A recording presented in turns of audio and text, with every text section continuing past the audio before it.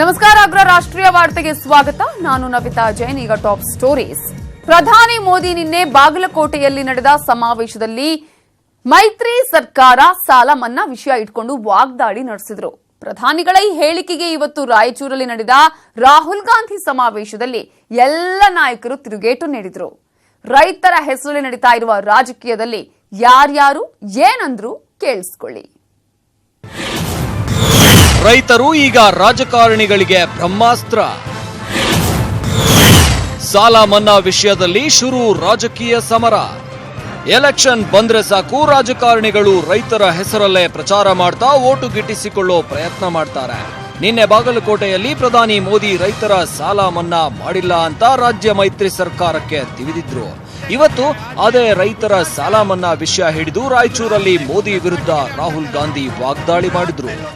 किसान की कर्ज माफी का क्या हुआ, सूखा राहत का क्या हुआ, गन्ना किसानों की तो चिंता करने की फुर्सत ही यहाँ की सरकार को नहीं है कि कर्नाटक की सरकार ने 40,000 करोड़ रुपए किसानों का कर्जा माफ किया है, मगर नरेंद्र मोदी जी यहाँ आते झूठ बोलते हैं, कहते हैं कि कांग्रेस पार्टी जेडीएस की सरकार ने किसानों का कर्जा माफ नहीं किया.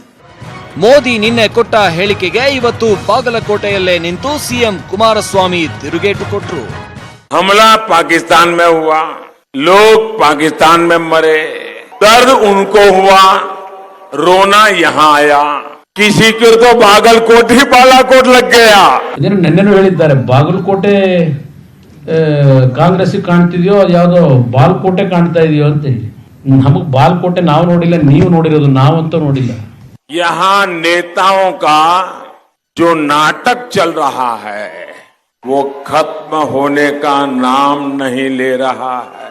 कुछ दिनों के बाद किसी न किसी रैली या प्रेस कॉन्फ्रेंस में इमोशन बह जाता है. ನಾನು ಕಣ್ಣೀರು ಹಾಕಿದ್ದು ಹೇಳಿದೆ. ನಾನು ಆ ಪುಲ್ವಾಮಾ ಘಟನೆಯಲ್ಲಿ ಹತ್ಯೆಯಾದಂತ ಯೋಧ ಇದ್ದಲ್ಲ, ಆ ಮನೆಗೆ ಹೋದಾಗ ಕುಟುಂಬದ ಪರಿಸ್ಥಿತಿ ನೋಡಿ ಕಣ್ಣಲ್ಲಿ ನೀರು ಹಾಕಿದೆ ಅಂತ ಹೇಳಿದ್ದೇನೆ. ಕಣ್ಣಲ್ಲಿ ನೀರು ಹಾಕಿರೋದು ಅದಕ್ಕೋಸ್ಕರ ನಾನು.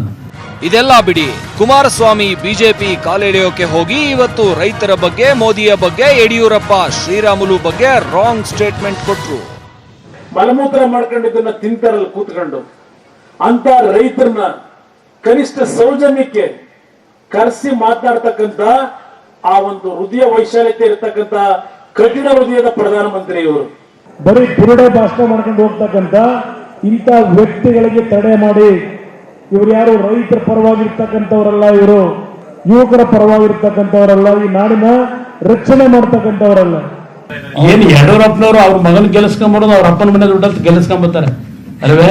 ಯಡಿಯೂರಪ್ಪ ಮಾತನಾಡಕ್ಕೆ ಒಂದು ಹಿತಿಮಿತಿ ಇರಬೇಕು. ರೈತರ ಸಾಲ ಮನ್ನಾ ವಿಷಯದಲ್ಲಿ ರಾಜಕೀಯ ಹಗ್ಗಜಗ್ಗಾಟ ಮಾತ್ರ ಕಡಿಮೆ ಆಗ್ತಿಲ್ಲ. ಪ್ರಧಾನಿ ಮೋದಿ ಬಂದಾಗ್ಲೆಲ್ಲ ಕುಮಾರಸ್ವಾಮಿ ಸಾಲ ಮನ್ನಾ ಪ್ರಸ್ತಾಪ ಮಾಡ್ತಾರೆ. ರಾಹುಲ್ ಗಾಂಧಿ ಸಾಲ ಮನ್ನಾ ವಿಷಯದಲ್ಲಿ ಮೈತ್ರಿ ಸರ್ಕಾರಕ್ಕೆ ಫುಲ್ ಮಾರ್ಕ್ಸ್ ಕೊಡ್ತಾರೆ. ಒಟ್ನಲ್ಲಿ ರೈತರೇ ಈಗ ಎಲ್ಲ ಪಕ್ಷದವರಿಗೂ ಟಾರ್ಗೆಟ್ ಆಗಿರೋದಂತೂ ನಿಜ. Political bureau, news 18 Kannada. ಇವೆಲ್ಲದರ ಮಧ್ಯೆ ಇವತ್ತು ರಾಯಚೂರು ಚಿಕ್ಕೋಡಿಯಲ್ಲಿ ರಾಹುಲ್ ಗಾಂಧಿ ಕಾಂಗ್ರೆಸ್ ಪರಿವರ್ತನಾ ಸಮಾವೇಶ ನಡೆಸಿದರು. ಸಮಾವೇಶದ ಹೈಲೈಟ್ಸ್ ನಿಮ್ಮ ಮುಂದೆ. ರಾಯಚೂರಿನಲ್ಲಿ ಇವತ್ತು ಕಾಂಗ್ರೆಸ್ ಸಮಾವೇಶಕ್ಕೆ ರಾಹುಲ್ ಗಾಂಧಿ ತಡವಾಗಿ ಬಂದರು. ಸಮಾವೇಶದಲ್ಲಿ ಮಾತು ಆರಂಭಿಸುತ್ತಿದ್ದಂತೆ ರಾಹುಲ್ ಕ್ಷಮಾಪಣೆ ಕೇಳಿದರು. शुरुआत में ही मैं देवगौड़ा जी से, चंद्रबाबू नायडू जी से और आप सब से माफी मांगता हूं कि मेरा थोड़ा प्रोग्राम लेट हो गया. गुजरात में थोड़ा डिले हुआ, इसलिए मैं यहां लेट आया. ಇದಾದ ಮೇಲೆ ರಾಹುಲ್ ಮೋದಿ ವಿರುದ್ಧ ವಾಗ್ದಾಳಿ ಶುರು ಮಾಡಿದರು. ಮಾತಿನುದ್ದಕ್ಕೂ ರಾಹುಲ್ ಮೋದಿ ವಿರುದ್ಧ ಗುಡುಗಿದ್ದೇ ಗುಡುಗಿದ್ದು. इस बार जनता ने निर्णय ले लिया है. 2019 में कर्नाटक में कांग्रेस पार्टी और जनता दल, आंध्र प्रदेश में नायडू जी, मैं आपको बता रहा हूं गुजरात की जनता ने तय कर लिया है. और पूरे देश में जो बीजेपी के खिलाफ लड़ रहे हैं उनकी जीत होने वाली है. नरेंद्र मोदी जी को दिल्ली से हटाया जाएगा और दिल्ली में कांग्रेस पार्टी की सरकार बनने वाली है. ಸಮಾವೇಶದಲ್ಲಿ ಮಾತನಾಡಿದ ಮಾಜಿ ಸಿಎಂ ಸಿದ್ದರಾಮಯ್ಯ, ಈ ಬಾರಿ 20ಕ್ಕೂ ಹೆಚ್ಚು ಸ್ಥಾನ ಗೆಲ್ತೀವಿ, ರಾಹುಲ್ ಗಾಂಧಿ ಅವರನ್ನ ಪ್ರಧಾನಮಂತ್ರಿ ಮಾಡ್ತೀವಿ ಅಂದ್ರು. ಜೊತೆಗೆ ದೇವೇಗೌಡರು 17 ರಾಜ್ಯಗಳಲ್ಲಿ ಬಿಜೆಪಿ ಕಲಬೆರಕೆ ಸರ್ಕಾರ ಮಾಡ್ತಿದೆ, ಮೋದಿಗೆ ನಾಚಿಕೆ ಆಗಬೇಕು ಅಂತ ವಾಗ್ದಾಳಿ ಮಾಡಿದ್ರು. ಎಲ್ಲ ಜನರಲ್ಲಿ ಕೈ ಜೋಡಿಸಿ ಪ್ರಾರ್ಥನೆಯನ್ನು ಮಾಡ್ತೇನೆ, ಇವತ್ತು ದೇಶ ಉಳಿಸ್ಲಿಕ್ಕೋಸ್ಕರ, ಸಂವಿಧಾನ ಉಳಿಸ್ಲಿಕ್ಕೋಸ್ಕರ, ಪ್ರಜಾತಂತ್ರ ಉಳಿಸ್ಲಿಕ್ಕೋಸ್ಕರ ಬಿಜೆಪಿಯನ್ನ ಸೋಲಿಸಿ UPAಯನ್ನ ಗೆಲ್ಲಿಸಬೇಕು.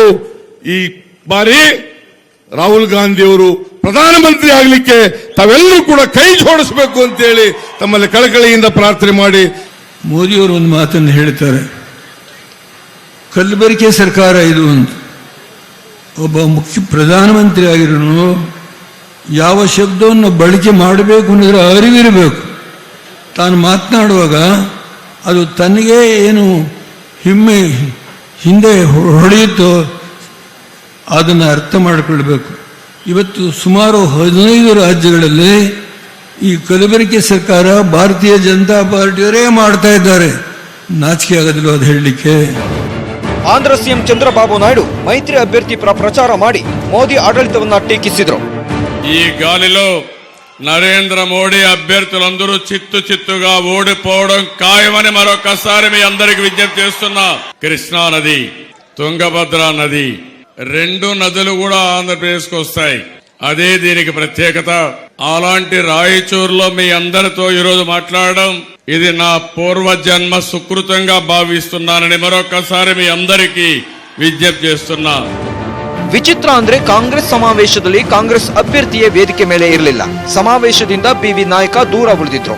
ವೇದಿಕೆಗೆ ಹೋದ್ರೆ ಚುನಾವಣಾ ಆಯೋಗಕ್ಕೆ ಲೆಕ್ಕ ಕೊಡಬೇಕು ಅಂತ ವೇದಿಕೆಯಿಂದ ದೂರ ಉಳಿದಿದ್ರು. ರಾಯಚೂರು ಸಮಾವೇಶ ಮುಗಿಸಿ ಚಿಕ್ಕೋಡಿಗೆ ಬಂದ ರಾಹುಲ್ ಕಾಂಗ್ರೆಸ್ ಅಧಿಕಾರಕ್ಕೆ ಬಂದ್ರೆ ಈ ವರ್ಷಕ್ಕೆ 2 ಬಜೆಟ್ ಮಂಡಿಸಿ ಜನರಿಗೆ ಲೆಕ್ಕ ಕೊಡೋದಾಗಿ ಘೋಷಿಸಿದ್ರು. हर साल हिंदुस्तान की सरकार एक बजट बनाती है. हमने निर्णय ले लिया है कि इस साल एक बजट नहीं बनेगा, 2 बजट बनेंगे. एक नेशनल बजट होगा और दूसरा स्पेशल किसानों का बजट बनेगा. 23ನೇ ತಾರೀಕು ಉತ್ತರ ಕರ್ನಾಟಕ, ಮಧ್ಯ ಕರ್ನಾಟಕದ 14 ಕ್ಷೇತ್ರಕ್ಕೆ ಮತದಾನ ನಡೆಯಲಿದೆ. ಹೀಗಾಗಿ ರಾಹುಲ್ ಭರ್ಜರಿ ಮತಬೇಟೆ ಮಾಡಿದ್ದಾರೆ. ನೋಡೋಣ ಇದು ಎಷ್ಟರ ಮಟ್ಟಿಗೆ ಫಲ ಕೊಡುತ್ತೆ ಅಂತ. Bureau report, news 18 Kannada. News 18 Kannada ನಡೆಸ್ತಾ ಇರುವ ನೇತಾ ಅಭಿಯಾನದಲ್ಲಿ ಇವತ್ತೊಂದು ಪ್ರಶ್ನೆ ಕೇಳಲಾಗಿತ್ತು. ರಾಜ್ಯದಲ್ಲಿ ರಾಹುಲ್ ಗಾಂಧಿ ಸಮಾವೇಶ ಮತದಾರರ ಮೇಲೆ ಪ್ರಭಾವ ಬೀರುತ್ತಾ ಅನ್ನೋದನ್ನ. ಇದಕ್ಕೆ ಎಸ್ ಹೌದು ಅಂತ ಹೇಳಿದ್ದಾರೆ 56.12% ಜನ. ಇಲ್ಲ ಪ್ರಭಾವ ಬೀರಲ್ಲ ಅಂತ ಹೇಳಿದ್ದಾರೆ 43.88% ಜನ.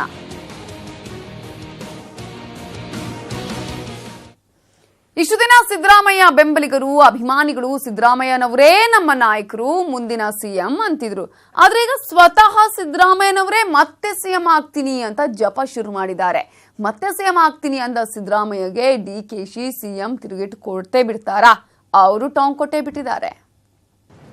ಒಂದು 20 ಸ್ಥಾನ ಗೆದ್ರೆ ನಾನು ಹೇಳಿದ್ದೀನಿ, ಈ ಸರ್ಕಾರ 5 ವರ್ಷ ಇರ್ಬೇಕು. ಸಮ್ಮಿಶ್ರ ಸರ್ಕಾರ ನಾವು ಸೋತರು ಇರ್ತದ.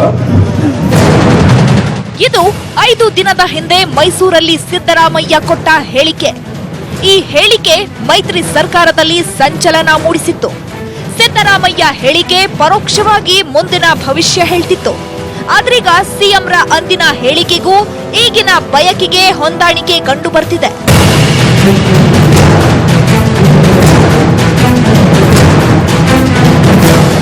ಬಳ್ಳಾರಿಯ ಸಿರಗುಪ್ಪದಲ್ಲಿ ಇವತ್ತು ಸಿದ್ದರಾಮಯ್ಯ ಪರೋಕ್ಷವಾಗಿ ನಾನು ಮತ್ತೊಮ್ಮೆ ಸಿಎಂ ಆಗ್ತೀನಿ ಎಂದಿದ್ದಾರೆ. ನಾನು ಸಿಎಂ ಆದಾಗ ಉಚಿತವಾಗಿ 7 ಕೆಜಿ ಅಕ್ಕಿ ಕೊಟ್ಟೆ, ಮತ್ತೆ ಅಧಿಕಾರಕ್ಕೆ ಬಂದ್ರೆ 10 ಕೆಜಿ ಅಕ್ಕಿ ಕೊಡ್ತೀನಿ ಎಂದ್ರು. ಪಾಪ ಹೆಣ್ಮಕ್ಳಿಗಾರಲ್ಲ, ನಾನು ಅಕ್ಕಿ ಕೊಟ್ಟಲ್ಲ, ಎಷ್ಟು ಜನಕ್ಕೆ ಅಕ್ಕಿ ಸಿಗ್ತದೆ ಕೈ ಹತ್ರಮ್ಮ?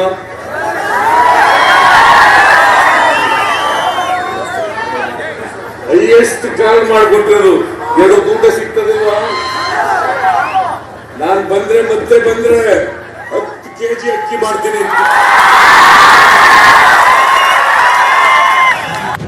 ಸಿದ್ದರಾಮಯ್ಯ ನಾನು ಮತ್ತೆ ಸಿಎಂ ಆಗ್ತೀನಿ ಅಂದಿದ್ದಕ್ಕೆ ಸಚಿವ ಡಿಕೆ ಶಿವಕುಮಾರ್ ವಿಶ್ ಮಾಡಿದ್ರೆ ಕುಮಾರಸ್ವಾಮಿ ಆಗಲಿ ಬಿಡಿ ತಪ್ಪೇನಿದೆ, ಆದ್ರೆ ಈಗೆಲ್ಲ ಮುಂದಿನ ಎಲೆಕ್ಷನ್ ನಲ್ಲಿ ಅಂತ ಟಾಂಗ್ ಕೊಟ್ರು.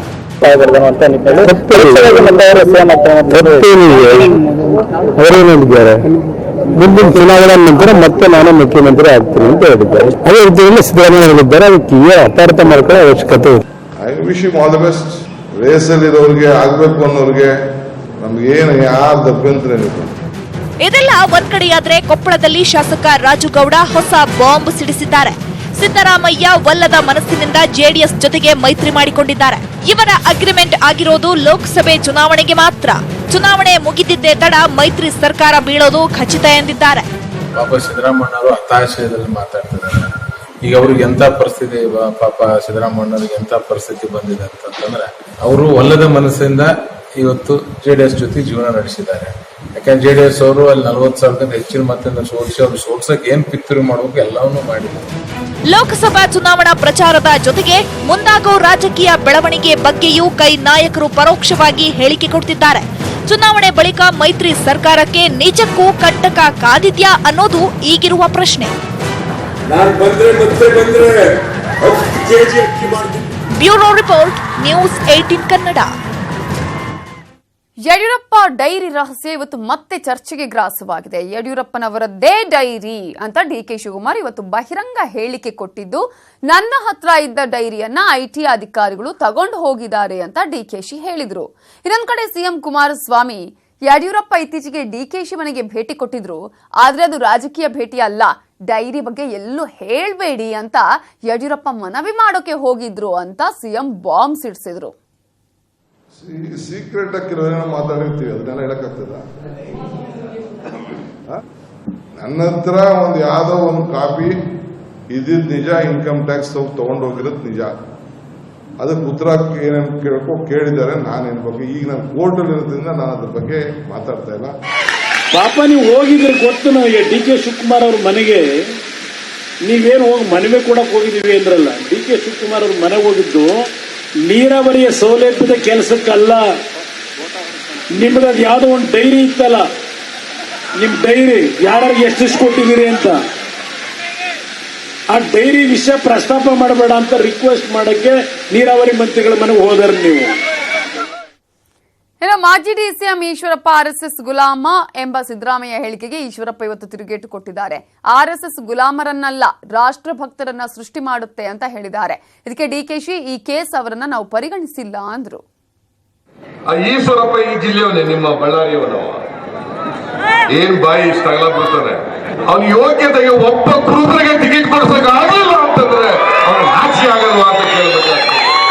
ಸಂಗೊಳ್ಳಿ ರಾಯಣ್ಣ ಬ್ರಿಗೇಡ್, ಸಂಗೊಳ್ಳಿ ರಾಯಣ್ಣ ಬ್ರಿಗೇಡ್, ನೀವು ಓಡಾಡಿದ್ದೆ ಅವ್ರು ಬಂದ್ರೆ ಊಟ ಸೇರಿಸ್ಬಿಡ್ಬೇಡಿ.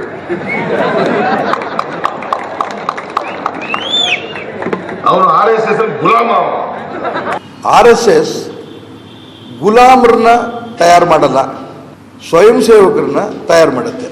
RSS ಬಗ್ಗೆ ಗಂಧ ಗಾಳಿನೂ ಗೊತ್ತಿಲ್ದಿರಂತ ಒಬ್ಬ ಜಾತಿವಾದಿ ಈ ರೀತಿ ಸರ್ವಾಧಿಕಾರಿ ಹೇಳಿಕೆಗೆ ದಮ್ಮಿರೋದು ಘೋಷಣೆ ಮಾಡೋದ್ರಲ್ಲ. ನಾವು ಸೀರಿಯಸ್ ಆಗಿ ತಗೊಂಡಿಲ್ಲ ಅವ್ರ ಮಾತು. ಬಿಜೆಪಿಯವರು ಅವ್ರನ್ನ ಸೀರಿಯಸ್ ಆಗಿ ತಿಳ್ಕೊಂಡಿಲ್ಲ. So we are not considered in leader at all. ಅದಕ್ಕೆ ಅವರು ಸೇರ್ತ ಹೋದಲ್ಲ.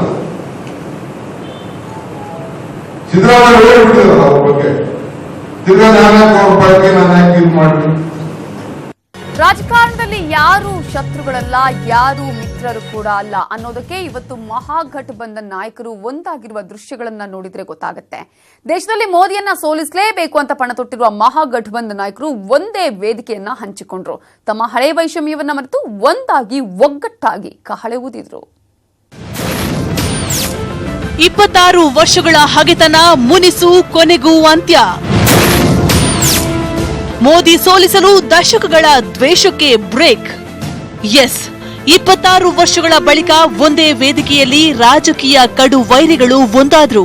ಉತ್ತರ ಪ್ರದೇಶದ ರಾಜಕೀಯ ಇತಿಹಾಸದಲ್ಲಿ ಎಸ್ಪಿ ಮುಲಾಯಂ ಸಿಂಗ್ ಯಾದವ್ ಮತ್ತು ಬಿಎಸ್ಪಿಯ ಮಾಯಾವತಿ 1995ರಿಂದ ಕಡು ವೈರಿಗಳಾಗಿದ್ದವರು. ಆದ್ರೆ ಇವತ್ತು ಉತ್ತರ ಪ್ರದೇಶದಲ್ಲಿ ಮೋದಿ ವಿರುದ್ಧ ಮಹಾ ಮೈತ್ರಿ ಸಮಾವೇಶ ನಡೆಯಿತು. ರಾಜಕೀಯ ಬದ್ಧ ವೈರಿಗಳಾದ ಮುಲಾಯಂ ಸಿಂಗ್ ಯಾದವ್, ಮಾಯಾವತಿ ಒಂದೇ ವೇದಿಕೆಯಲ್ಲಿ ಕಾಣಿಸಿಕೊಳ್ಳುವ ಮೂಲಕ ರಾಜಕಾರಣದಲ್ಲಿ ಯಾರೂ ಶತ್ರುಗಳಲ್ಲ, ಯಾರೂ ಸ್ನೇಹಿತರಲ್ಲ ಅನ್ನೋದನ್ನ ಸಾಬೀತು ಮಾಡಿದ್ರು. ಕೇಂದ್ರ ಹಾಗೂ ಬಿಜೆಪಿ ವಿರುದ್ಧ ಕಿಡಿಕಾರಿದ್ರು. और अब वर्तमान में देश में लोकसभा के लिए हो रहे आम चुनाव में केंद्र में बीजेपी भी अपनी सरकार की रही खासकर आरएसएसवादी, पूंजीवादी, संकीर्ण, सांप्रदायिक, द्वेषपूर्ण व जातिवादी गलत नीतियों व गलत कार्य प्रणाली की वजह से इस बार सत्ता से जरूर बाहर चली जाएगी। ಕರ್ನಾಟಕದಲ್ಲೂ ಒಂದಾದ ದೇವೇಗೌಡ ಸಿದ್ದರಾಮಯ್ಯ. 13 ವರ್ಷಗಳ ನಂತರ ಒಂದಾದ ಗುರು ಶಿಷ್ಯರು. ಇತ್ತ ಕರ್ನಾಟಕದಲ್ಲೂ 13 ವರ್ಷಗಳ ಬಳಿಕ ಹಳೆ ವೈಷಮ್ಯ ಬಿಟ್ಟು ಗುರು ಶಿಷ್ಯರಾದ ಎಚ್.ಡಿ. ದೇವೇಗೌಡ ಹಾಗೂ ಸಿದ್ದರಾಮಯ್ಯ ಒಂದಾಗಿದ್ದಾರೆ. ಇವತ್ತಷ್ಟೇ ರಾಯಚೂರಿನ ಮಹಾತ್ಮ ಗಾಂಧಿ ಕ್ರೀಡಾಂಗಣದಲ್ಲಿ ಕಾಂಗ್ರೆಸ್ ಪರಿವರ್ತನಾ ಸಮಾವೇಶದಲ್ಲಿ ಉಭಯ ನಾಯಕರು ಒಂದಾಗಿದ್ರು. ಈಗ 26 ವರ್ಷಗಳ ಬಳಿಕ ಮತ್ತೆ ಮಾಯಾವತಿ, ಮುಲಾಯಂ ಸಿಂಗ್ ಒಂದಾಗಿರೋದು ಉತ್ತರ ಪ್ರದೇಶದಲ್ಲಿ ಹೊಸ ಅಲೆ ಸೃಷ್ಟಿಸಿದೆ. ಒಟ್ನಲ್ಲಿ 2 ದಶಕಗಳ ಪರಸ್ಪರ ರಾಜಕೀಯ ವೈರತ್ವವನ್ನ ಮರೆತ ಉಭಯ ನಾಯಕರು ಇಂದು ಪರಸ್ಪರ ಒಂದೇ ವೇದಿಕೆಯಲ್ಲಿ ಕಾಣಿಸಿಕೊಂಡ್ರು. ಇದು ಬಿಜೆಪಿ ವಿರುದ್ಧ ರಚಿಸಲಾಗಿರುವ ಘಟಬಂಧನ್ ತಾನು ಎಷ್ಟು ಬಲಿಷ್ಠ ಅನ್ನೋದನ್ನ ತೋರಿಸುವಂತಿದೆ. Bureau report, news 18 Kannada. 26/11 Mumbai ಉಗ್ರರ ದಾಳಿ ಯಾರಿಗ್ ತಾನೇ ಗೊತ್ತಿಲ್ಲ ಹೇಳಿ. ಅವತ್ತು ಜನರ ಜೀವ ರಕ್ಷಿಸೋದಕ್ಕೆ ಕನ್ನಡಿಗ ಸಂದೀಪ್ ಉನ್ನಿಕೃಷ್ಣನ್, ವಿಜಯ್ ಸಾಲಸ್ಕರ್, ಹೇಮಂತ್ ಕರ್ಕರೆ ಸೇರಿದಂತೆ ಹಲವು ಪೊಲೀಸ್ ಅಧಿಕಾರಿಗಳು ಪ್ರಾಣವನ್ನ ತೆತ್ತಿದ್ರು. ಆದರೆ ಹೇಮಂತ್ ಕರ್ಕರೆ ಪ್ರಾಣತ್ಯಾಗ ಮಾಡಿಲ್ಲ, ನನ್ನ ಶಾಪದಿಂದ ಸತ್ತಿದ್ದು ಅಂತ ಭೋಪಾಲ್ ಬಿಜೆಪಿ ಅಭ್ಯರ್ಥಿ ಸಾಧ್ವಿ ಪ್ರಜ್ಞಾ ಸಿಂಗ್ ವಿವಾದಿತ ಹೇಳಿಕೆ ಕೊಟ್ಟಿದ್ದಾರೆ. ಸಾಧ್ವಿ ಹೇಳಿಕೆಯನ್ನ ಐಪಿಎಸ್ ಅಧಿಕಾರಿಗಳ ಸಂಘ ಟ್ವಿಟರ್ ಮೂಲಕ ಆಕ್ರೋಶ ವ್ಯಕ್ತಪಡಿಸಿದರೆ, ರಾಹುಲ್ ಗಾಂಧಿ ದೇಶಕ್ಕಾಗಿ ಪ್ರಾಣ ತೆತ್ತವರಿಗೆ ಗೌರವ ಕೊಡಿ ಅಂತ ಟ್ವೀಟ್ ಮಾಡಿದ್ದಾರೆ.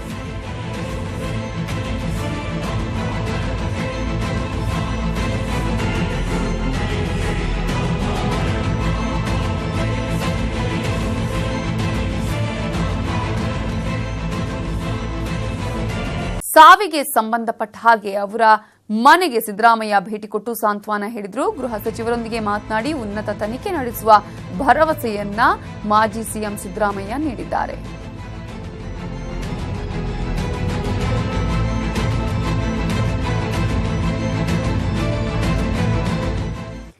ಆಕೆ ಇಂಜಿನಿಯರಿಂಗ್ ಓದ್ತಾ ಇದ್ದ ಚಿಲುವೆ. ಆದರೆ ಕಳೆದ 4 ದಿನಗಳ ಹಿಂದೆ ಮನೆಯಿಂದ ಹೊರಗೆ ಹೋಗಿದ್ದವಳು ಮನೆಗೆ ಬರಲೇ ಇಲ್ಲ. ಆಕೆಯ ನಿಗೂಢ ನಾಪತ್ತೆ ಕೇಸ್ ಈಗ ಮತ್ತೊಂದು ನಿರ್ಭಯ ಕೇಸ್ ಆಗ್ತಾ ಇದೆಯಾ ಅನ್ನುವ ಕೂಗು ಕೇಳಿ ಬರ್ತಾ ಇದೆ.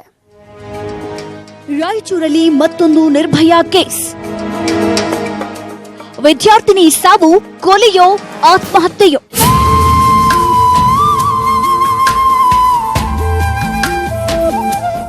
ಮುದ್ದು ಮುದ್ದಾಗಿರೋ ಈ ಚೆಲುವೆ ಹೆಸರು ಮಧು ಪತ್ತಾರ.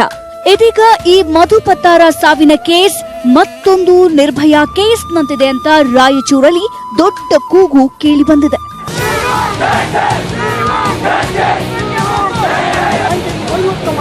ರಾಯಚೂರಿನಲ್ಲಿ 23 ವರ್ಷದ ಮಧು ಪತ್ತಾರ ಇಂಜಿನಿಯರಿಂಗ್ ಓದ್ತಾ ಇದ್ಲು. ಆದ್ರೆ ಕಳೆದ 16ನೇ ತಾರೀಕು ಮಾಣಿಕ್ ಪ್ರಭು ದೇವಸ್ಥಾನದ ಹಿಂದೆ ಇರುವ ಗುಡ್ಡದಲ್ಲಿ ನೇಣು ಹಾಕಿಕೊಂಡ ಸ್ಥಿತಿಯಲ್ಲಿ ಶವ ಪತ್ತೆಯಾಗಿತ್ತು. ಸುಟ್ಟ ರೀತಿಯಲ್ಲಿ ಶವ ಪತ್ತೆಯಾಗಿದ್ದರ ಹಿಂದೆ ಹಲವು ಅನುಮಾನಗಳು ಮೂಡಿದ್ವು. ಈ ಮಧ್ಯೆ ಮಧು, ನಾನು ಓದಿನಲ್ಲಿ ಹಿಂದುಳಿದಿದ್ದೇನೆ, ನನ್ನನ್ನ ಕ್ಷಮಿಸಬೇಡಿ ಅಂತ ಪತ್ರ ಬರೆದಿಟ್ಟಿದ್ದು ಪತ್ತೆಯಾಗಿತ್ತು. ಆದ್ರೆ ಮಧು ಆತ್ಮಹತ್ಯೆ ಮಾಡ್ಕೊಂಡಿಲ್ಲ. ಬಲವಂತವಾಗಿ ಆಕೆಯಿಂದ ಡೆತ್ ನೋಟ್ ಬರೆಸಿಟ್ಟಿದ್ದಾರೆ. ಇದು ಕೊಲೆ ಅಂತ ಯುವತಿ ಪೋಷಕರು ದೂರು ನೀಡಿದ್ರು. ದೂರಿನ ಮೇರೆಗೆ ಸುದರ್ಶನ್ ಯಾದವ್ ಎಂಬುವವನ ನೇತಾಜಿ ಠಾಣೆ ಪೊಲೀಸರು ವಶಕ್ಕೆ ಪಡೆದು ವಿಚಾರಣೆ ಮಾಡ್ತಿದ್ದಾರೆ. ಅರೆಸ್ಟ್ ಮಾಡಿದ್ವಿ. ಅವರ ಯಾರು ಹುಡುಗ ಇದ್ದಾನೆ, she has a boy friend, ಅವ್ರ ಮೇಲೆ ಅವ್ರ ಪೇರೆಂಟ್ಸ್ ಇದು ಮಾಡಿದ್ದಾರೆ. ಸೊ ಇನ್ನು ವಿಶ್ವ ಪ್ರಸಿದ್ಧ ಬೆಂಗಳೂರು ಕರಗ ಮಹೋತ್ಸವ ಅದ್ದೂರಿಯಿಂದ ನಡೀತಾ ಇದೆ. ಕರಗ ಶಕ್ತ್ಯೋತ್ಸವ ನೋಡೋದಕ್ಕೆ ಜನ ಕಾತರದಿಂದ ಕಾಯ್ತಿದ್ದಾರೆ.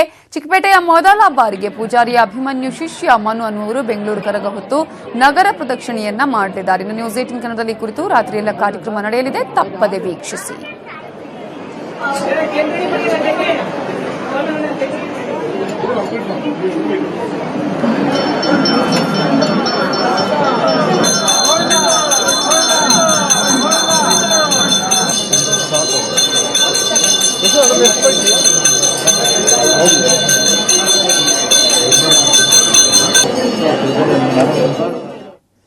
ಇದು ಇವತ್ತಿನ ಅಗ್ರ ರಾಷ್ಟ್ರೀಯ ವಾರ್ತೆ. ನೋಡ್ತಾ ಇರಿ ನ್ಯೂಸ್ 18 ಕನ್ನಡ. ಜಾಲ ನಮ್ಮದು, ಬಲ ನಿಮ್ಮದು.